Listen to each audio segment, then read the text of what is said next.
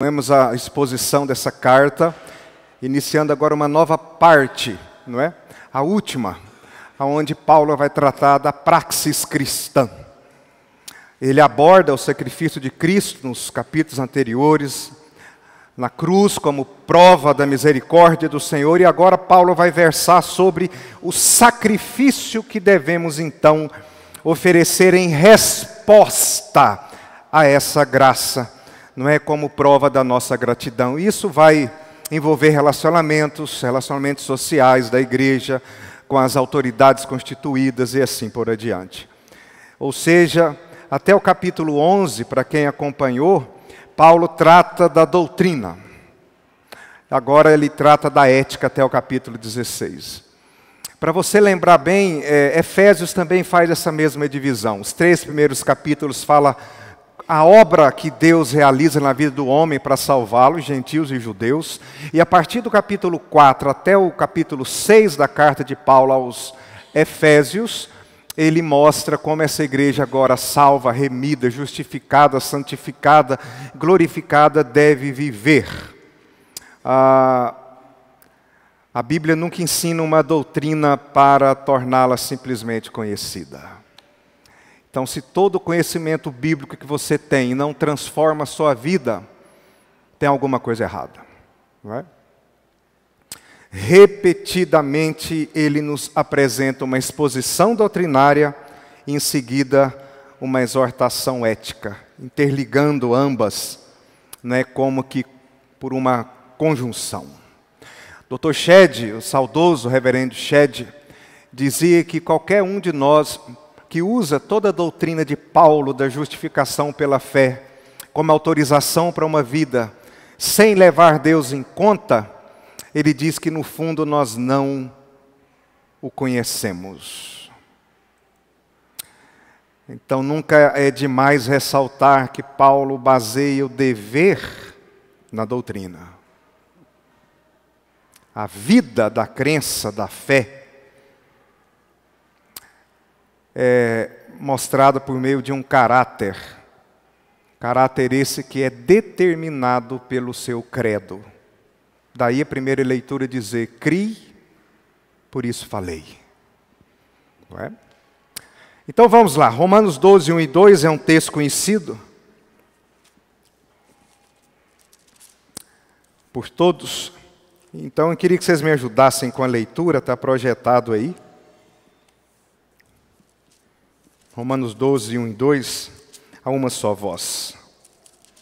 Rogo-vos, pois, irmãos, pelas misericórdias de Deus, que apresenteis o vosso corpo por sacrifício vivo, santo e agradável a Deus, que é o vosso culto racional.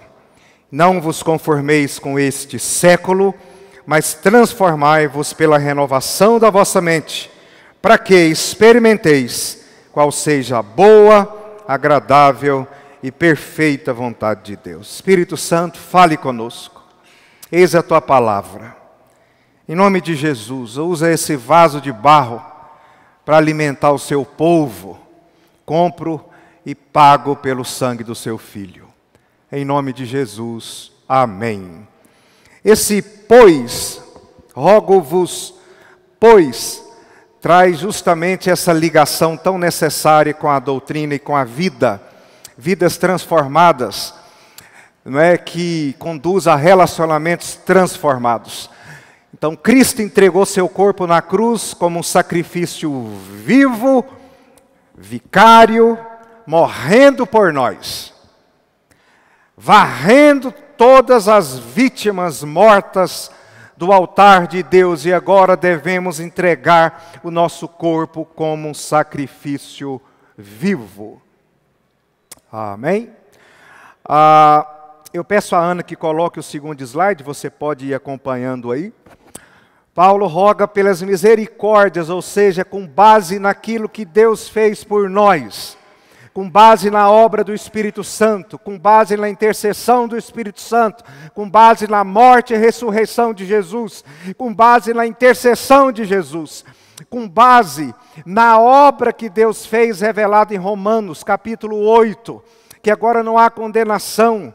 a nós que fomos chamados, fomos justificados, fomos atraídos a Ele, fomos santificados e estamos com Ele assentados como igreja do Deus vivo, coluna e baluarte nas regiões celestes. É por causa disso, é a partir disso, é por essa obra que Paulo nos chama a atenção para oferecer agora o nosso corpo, a nossa vida, a nossa mente, as nossas ações como um culto ao nosso Deus, um culto racional, sabemos o que estamos fazendo.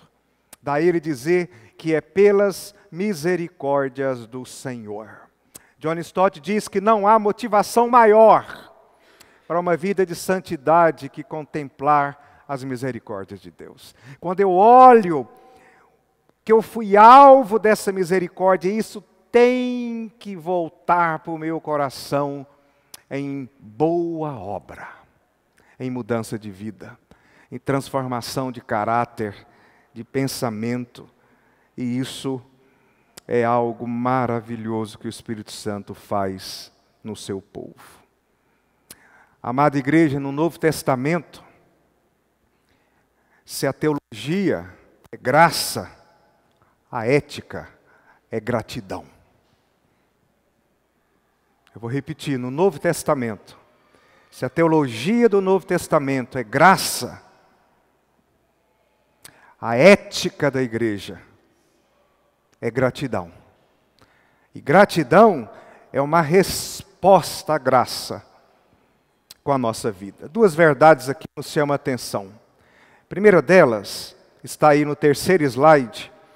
O nosso relacionamento com corpos agora consagrados, numa entrega definitiva e num sacrifício vivo. Ele diz que ele roga pela obra que Deus fez na igreja, que agora nós, os alvos dessa graça, apresentemos em resposta a essa graça o nosso corpo, por um sacrifício não morto, vivo, santo, separado e agradável a Deus. Vocês vejam que ele usa termos do Antigo Testamento, usados nos sacrifícios do tabernáculo e do templo. Vivos, santos, separados, puros, não é?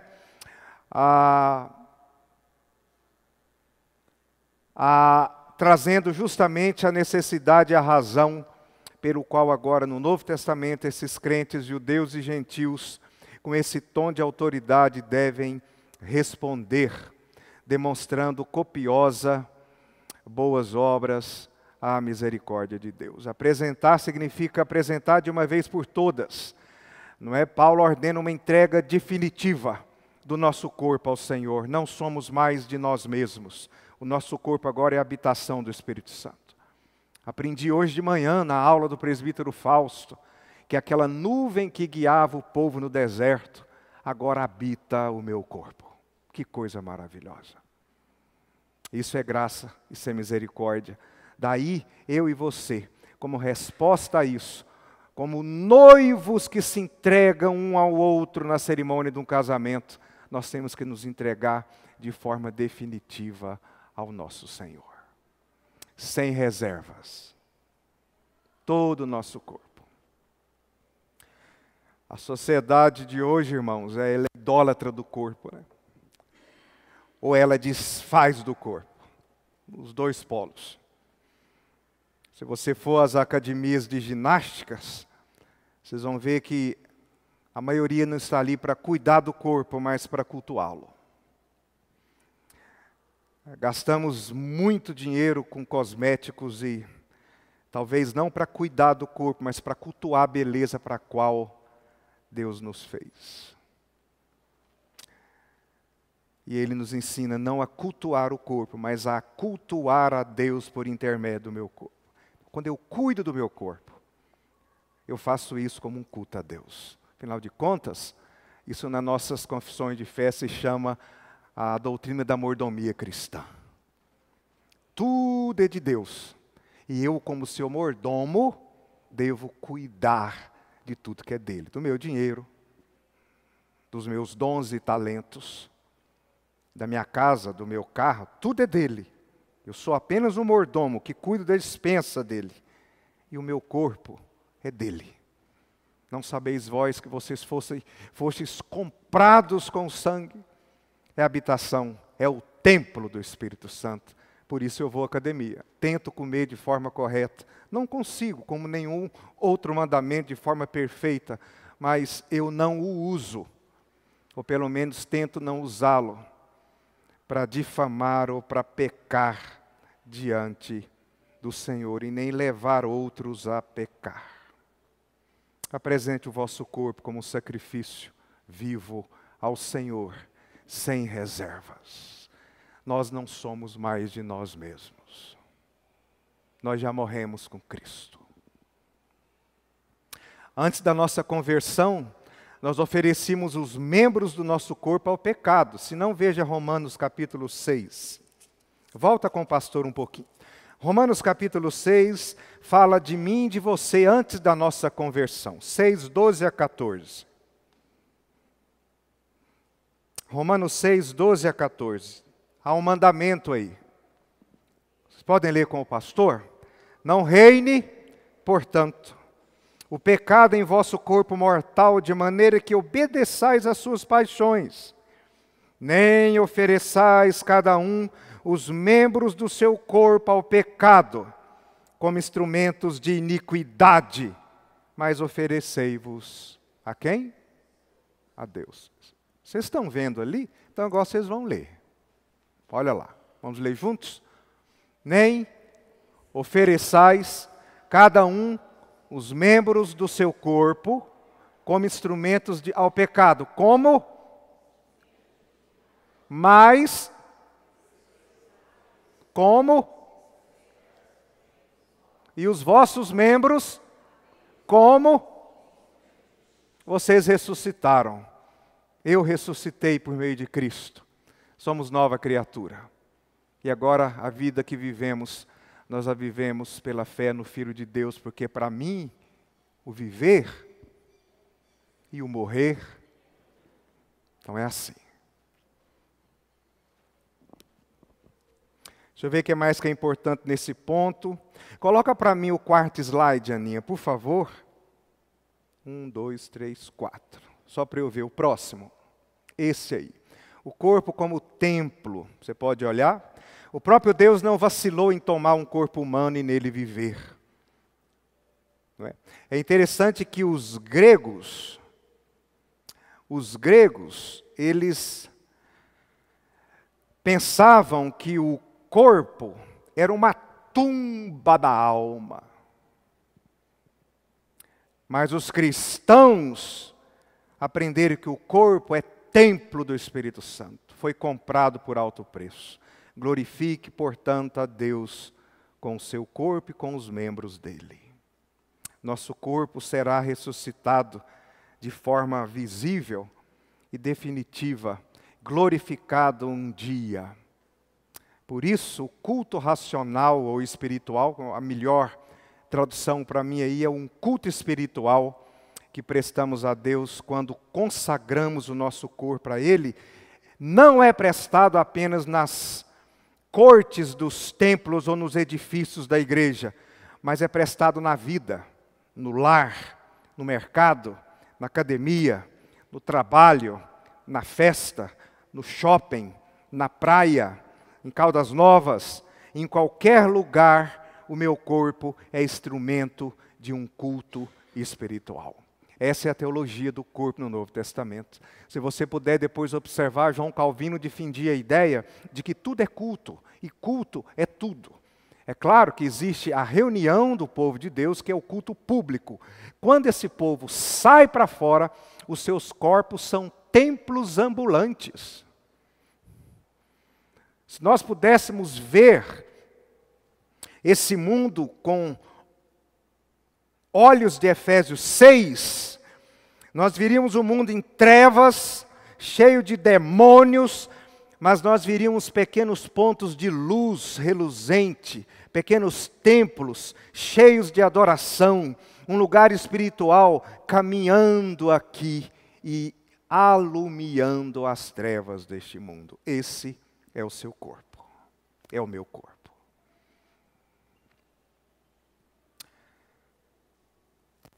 O que Paulo vislumbra aqui, meus irmãos, não é um culto delimitado, restrito a uma hora ou um recinto. Não é altar, não é?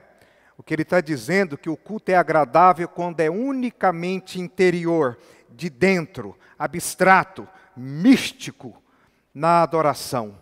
Nós devemos expressar em atos concretos, no corpo, como serviços prestados a Deus. Glorificamos a Deus no nosso corpo quando contemplamos o que é santo.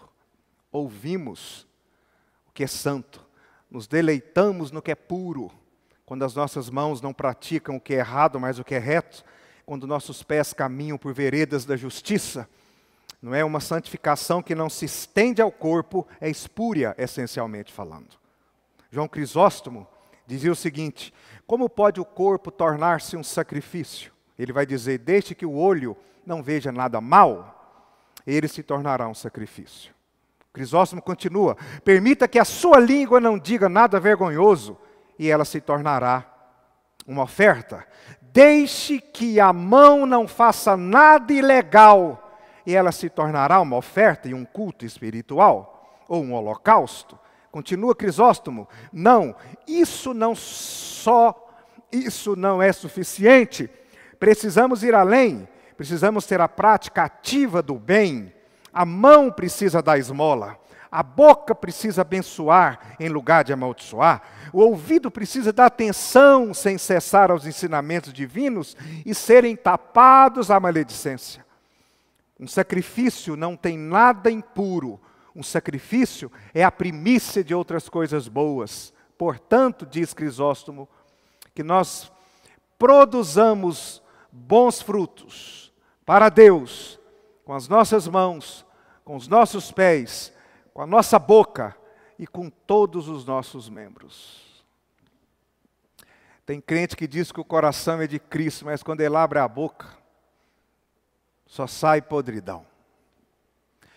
Tem crente que diz que o coração é de Cristo, mas o seu ouvido está aberto à maledicência. Só existe um maledicente porque quem tem ouvidos para ouvi-lo. A mão nunca foi estendida ao pobre e ao necessitado. A nossa vida agora tem que ser um holocausto ao Senhor. Tudo que Ele é em nós. Esse é o culto santo, vivo e agradável, racional e espiritual. É interessante que a palavra lógicos, do grego, que foi traduzido por agradável, daí que vem a palavra lógica, carrega a ideia de sensato. É sensato viver conforme a fé que eu processo. Isso é sensato. Ao contrário disso, a Bíblia chama de insensatez. E por último, ele também fala, Ana, pode colocar para o pastor, o esquema da essência, não é? A aparência exterior, a essência interior e o modelo absoluto do crente. E ele chama isso de mentes transformadas, que é uma metamorfose espiritual. Queria que a Ana colocasse o penúltimo slide agora. Esse aí. Então é a metamorfose que acontece na nossa mente. Quando ele diz, não vos conformeis, mas transformai-vos para que experimentem, duas palavras reagem a esse verso: conformação e transformação. O mundo tem uma forma, o mundo aqui no sentido sistêmico, da besta, que emerge do mar, o sistema que rege isso aqui, não é? Ele tem uma forma, ele tem uma cara. É a forma, por exemplo, do relativismo moral. Você vê isso agora, nessa festa, que se passou de forma escancarada. Mas o carnaval não acabou na quarta-feira de cinzas, ele continua até hoje. Nos guetos, nos salões, nas casas. Ele só não foi para a rua, porque aquilo equaliza o sistema desse mundo. Anteontem, num debate apologético com uma ex-membro da igreja, não aqui, que se desviou, ela justa tentando me convencer de que o carnaval é uma festa cultural. Eu disse, você está certa, é isso mesmo. Ele expressa a cultura deste mundo. E ela falou assim, e aqueles diabos que vocês veem aí de chifre, não é o diabo de verdade. Eu peguei e falei para ela, minha irmã, o diabo, desde Gênesis capítulo 3, ele está de férias fumando um charuto. O carnaval já passou muito além do que o diabo é. Aquilo ali é coisa nossa mesmo. Sodoma e Gomorra não tinha diabo, tinha gente. É aquilo ali que a gente gosta, a expressão da nossa realidade adâmica. E eu e você só não estávamos lá, porque a mão da graça segura na nossa goela. Porque se ele fizesse assim, eu era o primeiro a ir e não saía de lá nunca mais. É por isso que, por causa dessa misericórdia que nos segura, eu preciso oferecer meus membros em culto. Preciso lutar com eles. Preciso construir a minha casa em Gálatas capítulo 5, para não fazer aquilo pelo qual os meus membros desejam que eu faça. A começar pelos mais difíceis, por exemplo, a língua, os olhos, o cérebro. A forma do mundo é a forma do relativismo moral, a ética situacional, né? O desbarrancamento da virtude.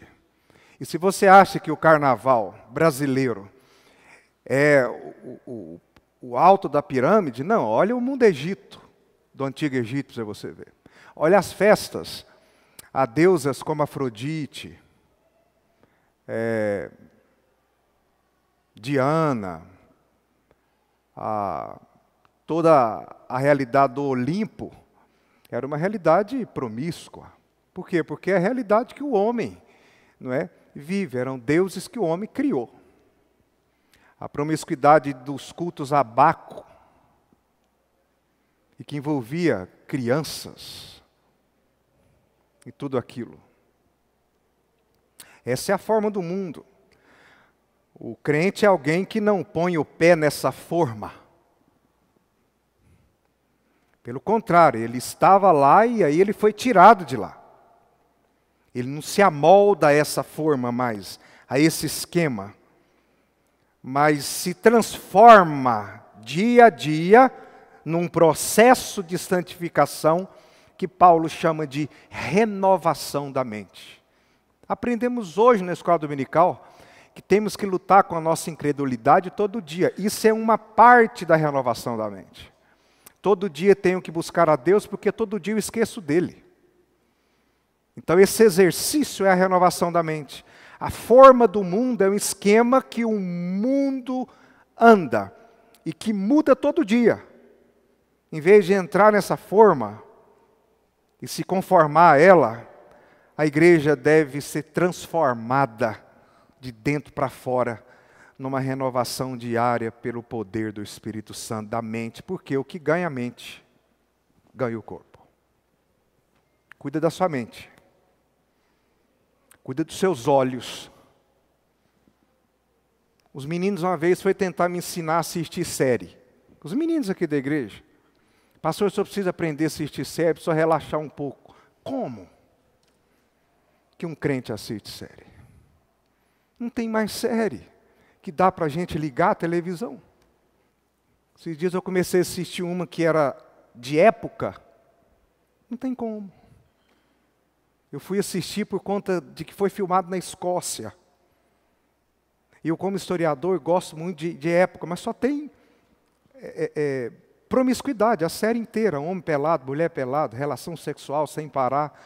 E como eu conheço a minha mente, eu preciso renová-la. Eu não preciso colocar mais porcaria do que ela já é por si só. Eu não preciso. Música. Eu escuto músicas. Mas eu escuto música da década de 90 para trás, porque do ano 2000 para cá, como que crente escuta música?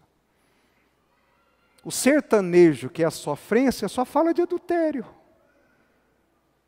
Você já está doido para trair a esposa, escuta uma música daquela, toma 4.